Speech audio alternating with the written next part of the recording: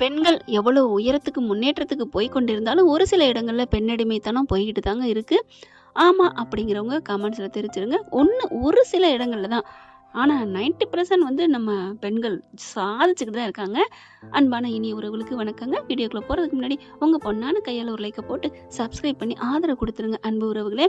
இப்ப நம்ம மலரு நல்ல ஒரு என்ஜாய்ஃபுல்லான ஒரு டேயை கொண்டாடிக்கிட்டு இருக்காங்க. பாக்கியராஜும் மலரும் அப்படித்தான்.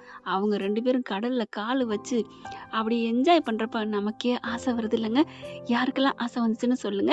அதாவது இந்த ஆசை ஒன்றும் தப்பு இல்லையே. நம்ம என்னத்தங்க பெருசா ஆசைப்பட போறோம். பெருசா ஏரோப்ளேன் வாங்கணும், ஹெலிகாப்டர் வாங்கணும், ட்ரெயின் வாங்கணும், கப்பல் வாங்கணும், இதெல்லாம் கனவு வாங்க போறோம். கனவு காங்கலாம். ஆனா சின்ன சின்ன ஆசைகள், புருஷன் பொண்டாட்டி சந்தோஷமா இருக்கணும், அதுதானங்க. அதனால இதுல ஆசைப்படுறது தப்பு இல்லைன்னு நான் நினைச்சு சந்தோஷப்பட்டேங்க. அடுத்தவங்க நல்லா இருந்தா எனக்கு சந்தோஷம். அதனால இப்ப இவங்க ஒரு சந்தோஷத்தை கொடுத்தவங்க அடுத்த பகுதியில பார்க்கையில கன்றாவியா இருக்குங்க. அப்படியே துக்கத்தை கொடுத்துட்டாரு டைரக்டர்னு சொல்லணும். அதுவும் நல்ல புள்ளைங்க அந்த ரேவதி. இந்த நல்ல மனசுள்ள புள்ளைக்கா இப்படி ஒரு கொடுமையான, இவன் என்ன மனுஷன் ரகன்னு தெரியல. அட்டே அப்பா, ஆத்தா 8 அடினா மயம் 16 அடி பவ்யமா வந்து கூட்டிட்டு போகையில நினைச்சேங்க, இந்த பயப்புள்ள வீட்டுக்கு தெரியாம வந்தேன்னு ஒரு வார்த்தை சொல்லியிருக்கலாம். அதான் என்னமோ சொல்லுவாங்க, புத்தூருக்கு பயந்து புளியூருக்கு போன கதையா, ஆத்தாவுக்கு பயந்து அங்கே புருஷன் தெரியாம வந்துட்டேன்னு சொல்லாம விட்டுருச்சு. சொல்லிட்டு தான் வந்தேன்னு இப்போ ரூம்குள்ள போட்டு அடைச்சு வச்சு எவ்வளவோ அழுகுது, கதறுது, துடிக்குது. அவன் மனசு, உள்ளுக்குள்ள இருக்கிற மனசு கருங்கல்லான்னு தான் சொல்லணும். ஆனா ஆத்தா கறி கூட டேய் வேணாண்டா அப்படின்னு பயப்படுதுங்க. ஆனா இவன் பயப்படல. கடக்கட்டும், இதாண்டி உனக்கு தண்டனை, அடைச்சிட்டு போய் படுத்துடுறாங்க. அதுவும் ஃபுல்லா ஏத்திக்கிட்டு படுக்கிறானா. பிள்ளைங்களும் அம்மா தான் வெளில போயிடுச்சு அப்படின்னு சொல்லிட்டு கொஞ்ச நேரம் கேட்டுட்டே இருந்து படுத்துடுறாங்க. பாவம் இந்த பிள்ளை அப்படியே ஒரு எப்படி இருக்குங்க, யாருமே இல்லாத ஒரு ரூம்குள்ள போட்டு அடைச்சு வச்சிருந்தா, அங்கே ஒரு டிவி, ஏசி, நல்ல ஒரு பீஸ்ஃபுல்லான ஒரு இதா இருந்தா இருக்கலாம். அதுவும் சண்டையை வேற கொண்டாந்து போட்டு தள்ளி விட்டு போயிட்டாங்க. ரேவதி துடிக்குது, அங்க மலரு சந்தோஷத்துல துடிக்குது. எப்படி ஒரு கொடுமையான நிமிடங்கள் பாத்தீங்களா. அவங்க நல்லா என்ஜாய் பண்ணிடுறாங்க. இப்ப ஒரு ஒரு கட்டத்துக்கு மேல அதுலயும் மலரு இன்னைக்கு செம்ம ஃபன்னுங்க. மாமியாக்காரி பார்த்துட்டு என்னடி அப்படின்னு கேட்கங்காட்டிலுமே அவர் வந்துட்டாரான்னு பார்த்தேன். ஓ, உனக்கு அவர் மேல புதுசா அக்கறை வந்துருச்சோ? இல்ல, வண்டி சத்தம் கேட்டுச்சு. அவன் 12 மணி தானே வரேன்னு சொன்னான். இப்ப மணி என்ன, 10 தானே ஆகுது. வருவான், லேட்டா தான் வருவான், எப்போ முன்னுக்கு வந்ததில்ல சொன்ன டயத்தை விட்டு அப்படின்னு சொல்ல, சரி அப்படிங்கல. நீங்க போங்க, நான் இருக்கேன்டி. இல்ல இல்ல, அவரு காலிங் பெல் அடிச்சு எல்லாரும் தூக்கமும் கெட்டு போயிடக்கூடாதுல்ல. அதெல்லாம் ஒண்ணும் இல்ல, அவன் ஃபோன் பண்ணுவான். செம்ம எனக்கு பிடிச்சிருக்குங்க. இது மாமியார் வில்லி தான். ஆனாலும் அவங்க பேசுற ஒவ்வொரு நேரம்லாம் மலரு மகாநதி பாப்பமா அப்படின்னு சொல்றதும் நல்லா ஒவ்வொரு சீன் எனக்கு பிடிக்குது. ஆனா அந்த குணம் மட்டும் மாத்திக்கிட்டா நல்லா இருக்குங்க. இப்ப மலரு அப்படின்னு போகையில, ஐயோ போயிடாதீங்க, ஏண்டி உங்களுக்கு என்ன வேணும்? ஏய், அவளை நான் கூப்பிட்டா உனக்கு என்னடி, நீ என்ன மலரா? உனக்கு என்ன நான் மலரை கூப்பிட்டா? இல்ல அக்கா தூங்கிட்டாங்க. என்னது தூங்கிட்டாங்களா? ஏய், அவன் சுரேஷ் வந்ததுக்கு அப்புறம் தாண்டி சாப்பாடுலாம் போட்டுட்டு தூங்குவா. மணி 11 தான் ஆகுது, அவ தூங்க மாட்டா. இல்ல தலைவலிக்குன்னு தூங்கிட்டாங்க. தலைவலியா? நல்லா தானே இருந்தா கொஞ்ச நேரத்துக்கு முன்னாடி. தலைவலிங்கிறது ஆன் தி ஸ்பாட் எப்ப வேணாலும் வரும் அப்படின்னு மதி சொல்லியிருப்பாங்க. ஆனா சொல்லலைங்க. அதே மாதிரி சாப்பாடு போடுறதுக்கு என் பொண்டாட்டி நான் வந்துட்டேனே, அப்புறம் ஏன் அவங்க போடணும் அப்படின்னு சொல்லியிருப்பாங்க. அப்பவும் சொல்லுங்க. அதாவது காரி ஆகுனா கழுத கால் அப்படின்னு சொல்லுவாங்கல்ல, அதே மாதிரி தாங்க. இப்ப அந்த மாமியார்கிட்ட அந்த விதண்டாவாத பேச்சுன்னு சொல்றாங்கல்ல, அதைத்தாங்க இது வரைக்கும் நான் மதிய கொஞ்சம் கொஞ்சம் திட்டுவேன். என்ன திட்டுறேன்னா, உரிமையா தான் கொஞ்சம் விட்டு கொடுத்து போகலாம். விட்டு கொடுக்குறது தப்பு இல்லையேங்க. அதனால அப்படின்னு நான் சொல்லியிருக்கேன். இப்ப பாத்தீங்களா, இதைத்தான் நான் சொல்றதுங்க. கொஞ்சம் எதிர்த்து பேசக்கூடாது, மலரோட குட்டு உடஞ்சிடக்கூடாதுங்கிறக்காண்டி கொஞ்சம் அப்படி விட்டு கொடுத்து போனாங்க இல்லையா மலரு. இதே மாதிரி எப்போ இருந்தா சூப்பரா தானங்க இருக்கும். இப்ப பாத்தீங்கன்னா மாமியாரே என்ன புதுசா அக்கறை வந்துருச்சு அப்படின்ட்டு போகுது பாத்தீங்களா. வாய் அடைச்சு போய் சுடு தண்ணி கொண்டு வந்து பிளாஸ்க்ல தரேங்கிறதும், நீங்க போங்கங்கிறதும், இங்க புழுக்கமா இருக்குங்கிறதும், இந்த அளவுக்கு ஓவரா சொல்லாட்டி ஓரளவுக்கு வாய் அடக்கலாம் இருக்கலாம். இவங்களும் அடக்காத அளவுக்கு தான் பண்ணுதுங்க, அது வேற விஷயம். இப்ப மாமியாக்கறி போயிருதா, அப்பாடா அப்படின்னு நினைச்சிட்டு சுடு தண்ணியை வச்சு கொண்டு போய் அத்தை அப்படின்னு கொடுக்க, என்னடி மழை எதுவும் வருதாடி? ஏன் அத்தை? இல்ல, எனக்கே புல்லரிக்கிற மாதிரி இருக்கு, நீ வந்து தாங்குற தடுக்கிற, சுடு தண்ணி வச்சு கொடுக்குற, நீ பாத்துடி எனக்கு ஹார்ட் அட்டாக் வரப்போகுதுடி. அத்தை அப்படிலாம் இல்லத்த, சரி நீ போய் படு, அவன் வந்தா ஃபோன் பண்ணுவான் அப்படின்னு மாமியார் சொல்ல, சரிங்க அத்தை அப்படின்னு போயிட்டு அப்படியே வாட்சை பார்த்துட்டே இருக்கு. ஐயோ நல்லபடியா கொண்டாடிட்டு வரணும் அப்படின்னு சொல்லிட்டு ரூமுக்கு போயிருது மதி. இங்க பசங்க தூங்குனவங்க என்ன பண்றாங்க, கொஞ்சம் கண்ணு முழிச்சிருதுங்க. திடுக்கிட்டு அம்மா அப்படின்னு ஒரு கனவு கண்டு குழந்தைங்க அலறுங்க இல்லையா, அது மாதிரி முழிச்சு பார்க்க, அப்படி பார்த்தோன்னே அம்மா அம்மா அம்மான்னு சொல்ல, ஏ எந்திரடி, அம்மாவை காணண்டி, அம்மா அம்மா அம்மா அப்படின்னு சொல்லிட்டு பதட்டத்தோட அதுக்கப்புறம் அப்பாவை பார்த்து அப்பா அப்பா அப்படின்னு எழுப்புனா அவன் நல்லா மட்டையாக கிடக்குறான் தங்கராசு. இப்போ என்ன பண்ணலாம், நம்ம பாட்டி ரூமுக்கு போவோமா அப்படின்னு இறங்கி வந்து பாட்டி பாட்டின்னு தட்டினா அது நல்லா தூங்குது. இப்போ யாருக்கு என்ன பண்ணுறது, அம்மாவோட ஃபோன் இங்கே தான் இருக்குது அப்படின்னு சொல்லிட்டு ஃபோன் எடுக்கிறாங்க.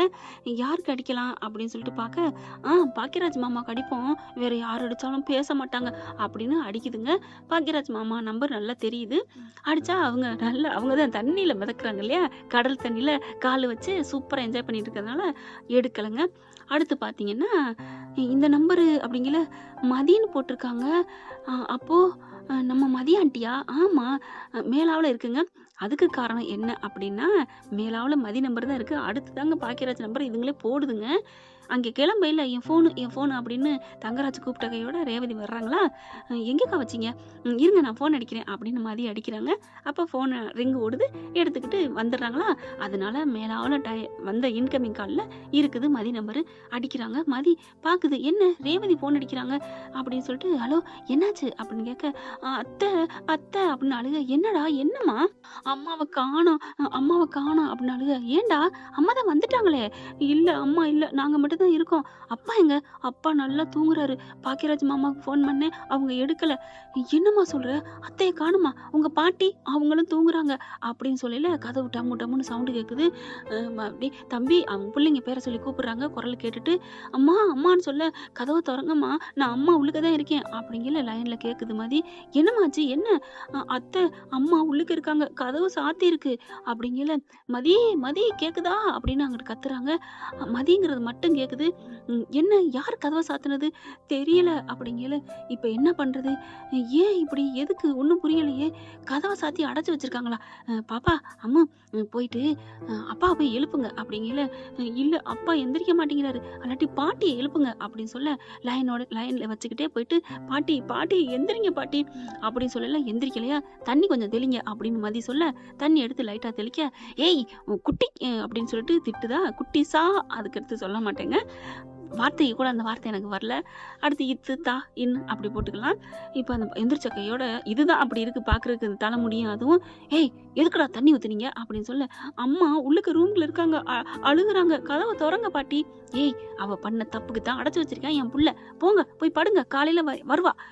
இல்லை எங்கள் அம்மாவை எழுப்புங்க, எங்கள் அம்மாவை கதவை திறங்க. சொல்லிக்காம வீட்டுக்கு தெரியாமல் போனால, அப்போ அந்த காலையிலே நாங்கள் வச்சிருக்கணும் சூடு, அதெல்லாம் வேணாண்டு தான் உங்க அப்பன் உள்ளுக்கு அடைச்சு வச்சிருக்கான். அதனால வாயை மூடிட்டு போங்க, இல்லைன்னு உங்களையும் சேர்த்து உள்ளர போட்டுருவேன். பாட்டி அதை செய்யுங்க பாட்டி, நாங்கள் எங்கள் அம்மாட்டே போகிறோம். ஓ இந்த தைரியம் இருக்கா, அப்போ நான் உள்ளர விட மாட்டேன், மேலே போங்க அப்படின்னு சொல்லி விரட்டி விட அப்படியே லைனோடே போகுது. வந்துருச்சுங்க பாரு பிசாசுங்க அப்படின்னு. பேரம்பேத்தியை விடுங்க, ஒரு குழந்தைய பார்த்து எப்படிங்க கேட்க முடியும். மதி என்ன பண்ணுது, அத்தை கேட்டீங்களா, அம்மா அம்மா நீ இரு, நான் இந்த அத்தை வந்துடுறேன்டா, நீங்க அம்மா கிட்ட இருங்க. சரிங்க அத்தை அப்படின்னு ரெண்டு உட்காந்துருக்குதுங்க. என்ன பண்றாங்க, செம்ம காண்டாகிறாங்க. பாக்கியராஜ் ஃபோன் பண்றாரு. அதாவது வந்துட்டு சரி வீட்டுக்கு போவாங்க இல்ல, ஃபோனை பாக்குறாங்க. என்ன மிஸ்டு கால் கிடக்கு, ரேவதி ஃபோன் பண்ணிருக்கா அப்படின்னு திருப்பி அடிக்கிறாங்களா. அடிங்க சீக்கிரம் அப்படின்னு மலரும் சொல்ல ஃபோன் எடுத்தா மாமா மாமா மாமா அப்படின்னு சொல்ல, என்னம்மா ஏன்டா இந்நேரத்துல அம்மா ஃபோன் பண்ணிருக்கா. அது அம்மா அம்மா அப்பா அப்பா சொல்லுங்க, ரூமுக்குள்ள அடைச்சு வச்சிருக்காங்க. ஏன் அம்மா ஏதோ தெரியாம அங்க வந்துட்டாங்களாம் வீட்டுக்கு, மலராண்டி பிறந்த நாளுக்கு, அதனால அடைச்சு வச்சிருக்காங்களாம்.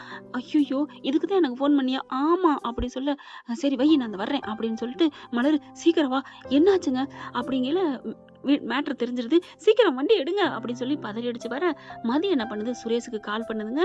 சுரேஷ் அப்பதான் வீட்டுக்கு வந்துகிட்டு இருக்காரு. என்ன இவ எதுக்கு எனக்கு ஃபோன் பண்றா அப்படிங்கிற, அங்கே பிள்ளையும் இருக்கு மலர் புள்ள, அதையும் பார்க்கணும். சுரேஷுக்கு கால் பண்றாங்க. எங்க இருக்கீங்க அப்படிங்கிற, சீக்கிரம் வாங்க அப்படின்னு சொல்ல, எதுக்கு, நான் வந்துக்கிட்டு தான் இருக்கேன், சீக்கிரம் வாங்கலே அப்படின்னு சொல்ல, சரி வை அப்படின்னு ஃபோன் வச்சா வெளியிலே நிக்கிறாங்க. கொஞ்சம் தூரமே தெருவுக்கே வந்து நிக்கிறாங்க. என்ன மதி என்னாச்சு அப்படின்னு கேட்க, அவர் ஒரு அசால்ட்டா கேட்குறாரு. என்னவா, எதுக்கு இப்போ ஃபோன் பண்ண, என்ன பிரச்சனை அப்படின்னு கேட்கல. ஒன்றும் இல்லை, நீங்கள் ரேவதி அக்காவுக்கு வீட்டுக்கு போங்க, வண்டியை விடுங்க. எதுக்கு, ஐயோ நான் வண்டியில் போயில சொல்கிறேன். அதெல்லாம் முடியாது சொல்லு அப்படிங்கிற நடந்ததை சொல்ல, என்ன சொல்ற, அக்கா தெரியாம வந்தாளா, ஆமா இதுதான் உங்களுக்கு முக்கியமா, அடைச்சு வச்சிருக்கான்னு சொல்றேன், கிளம்புங்க அப்படின்னு சொல்ல, சரி சரி வண்டி எடு. ஐயோ, எங்க அக்காவை ஏன் இப்படி படுத்தி எடுக்கிறான், எங்க அக்காவுக்கு ஏன் சொல்லாம வந்துச்சு, சரி சொன்னா விட்டுருவாங்களா என்ன, அண்ணியோட பிறந்தநாள் கொண்டாடன்னு வந்துட்டாங்க, சீக்கிரம் வண்டி எடுங்க, வண்டியை விடுங்க அப்படிங்கிற. சரி பொறு பொறு, உங்களுக்கு ஒன்னே ஒண்ணு கேக்குறேன், அக்காங்கிற ரத்த துடிப்பு உங்களுக்கு வரவே இல்லையாங்க? 7 வருஷத்துக்கு முன்னாடி இறந்து போனாரு இறந்து போனா உங்க மாமாவோட தங்கச்சி.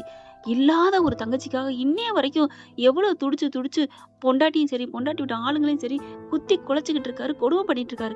ஆனா உயிரோட கஷ்டப்பட்டுட்டு இருக்குது உங்க அக்கா. உங்களுக்கு மனசே வரலையா அப்படின்னு சொல்ல, அப்படியே ஒரு உரைக்குது, பலார் பலார்னு அரைகிற மாதிரி. நான் இந்நேரம் எங்க அக்கா வந்தா எங்க அக்கா வாழ்க்கையே தேவையில்லைன்னு போடான்ட்டு வந்துருவேன். நியாயத்துக்காக எவ்வளவு வேணாலும் அடி பண்ணிடலாங்க.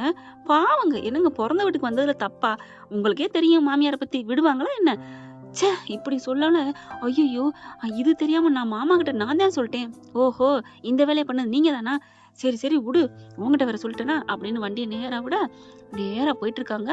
பார்த்தா பாக்கியராஜ் முன்னாடி போயிடுறாங்க. அங்க பக்கத்துல இருந்து என்னடாச்சு என்னாச்சு அப்படிங்கல. மாமா மாமா அம்மா இதுக்குள்ளதான் இருக்கு அப்படிங்கல. அண்ணே அண்ணே அப்படிங்கிறாங்க. கதவை தட்டி தட்டி பாக்குறாங்க. அடுத்து பார்த்தா இவங்களும் வந்துடுறாங்க. அண்ணே நீ வந்துட்டியா? ஆமாடா, ஃபோன் பண்ணியிருந்தான், எனக்கு மதி பண்ணுச்சு, நீங்க எப்படி அப்படி இப்படின்னு கேட்க 4 பேர் வந்துடுறாங்க. கதவை டம்மு டம்முன்னு தட்ட போட்டு போட்டு போயிடறானா. மாமா அப்படின்னு கத்துதுங்க. அவன் நல்ல மட்டையா இருக்க. அத்தை அத்தை எந்திரிச்சிடுறா. அத்தை எந்திரிச்சவையோட என்ன ஆச்சு, ஏன் இப்படி எங்க அக்கா போட்டு பூட்டி வச்சிருக்கீங்க, சாவியை திறங்க அப்படி சொல்லல.